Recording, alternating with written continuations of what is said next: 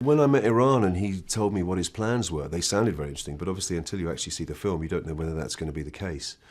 But having seen it now, I think he did exactly what he said. He wanted to make an international film, something that will travel across borders, that looks cool and shows London in a light that we've never seen it before, certainly not in kind of cops and robbers movies. It's expensive and it takes a really clever eye to find that. I mean, we did a lot of night shoots against Canary Wharf. There were helicopter shots over London at night. Quite tricky to do on the budget that we had for this movie. I like to call him an anti-hero. He's a criminal, but he's left his life of crime behind.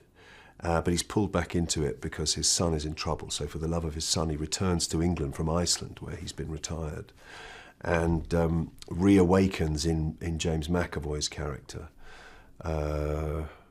all those feelings that he created in him when he shot him in the legs 3 years before.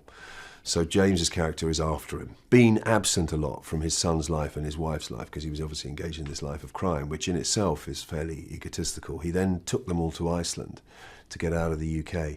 And she died. She's found at the bottom of a ravine, and you never know whether she killed herself or whether she had an accident. And that's the source of some of the antagonism between him and his son, which you don't really know about. All you know is he's coming back to save his son. There were other layers going on in the film. So I think, yeah, I mean, to be a criminal in the way that Jacob is and behave the way he does, it takes a massive ego, yes. I like the fact that he was a real person, this guy. I could really relate to a guy who'd chosen to earn his money through a life of crime and then was trying to better himself, but finds himself suddenly pulled back into something he's been trying to leave. And then obviously, without giving too much away, he shows his true colours.